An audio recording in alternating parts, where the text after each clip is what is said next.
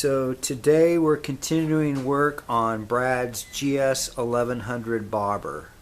So the fork seals are leaking pretty bad. It's easy to tell the seals are bad when it's leaving oil on the sliders, and you can see where it's wiped off here, but there's also oil pooling in the lowers and dripping down the fork legs. The rubber dust caps are also missing, so when I picked up a new set of Suzuki fork seals, I bought a brand new set of dust caps for his forks.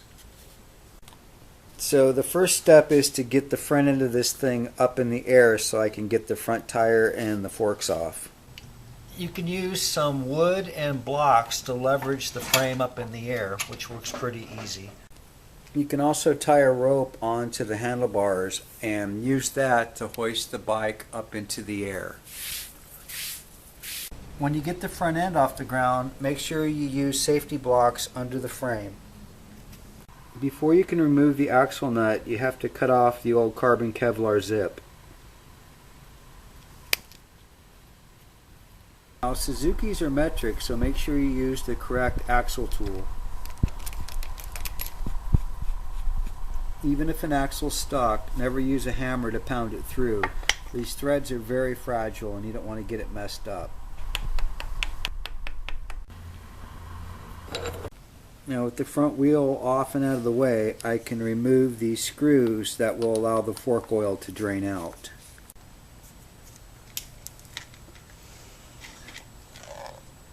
So now I just have to remove the pinch bolts on the upper and lower tree, and the fork tubes will slide right out, and then I can take them over to the workbench.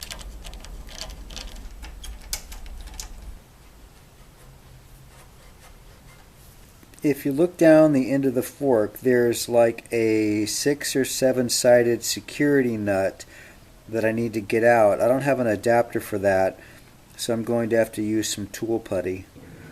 And when this sets up inside of that bolt, I'll be able to back it out with a pair of vice grips.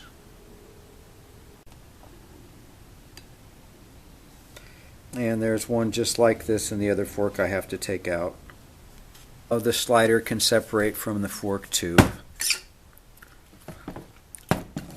This is the seal that I'm going to replace, and that's the damper rod, but I'm going to take the spring and everything out of this side and clean it up. And on the top side of the fork leg, you just remove this cap using the proper adapter.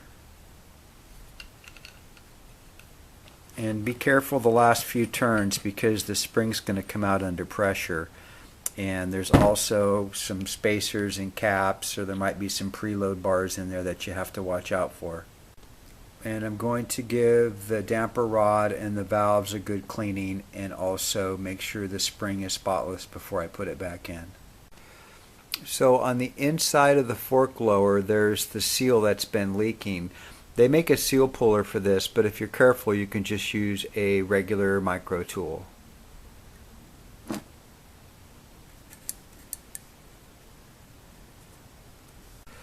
And after thoroughly cleaning the fork tube, you're ready to install the new seals.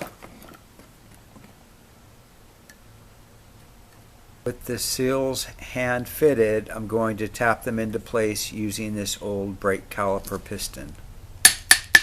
Then slip the fork slider back into the lower leg. Then retighten the damper rod security bolt. Install the correct amount of new fork oil.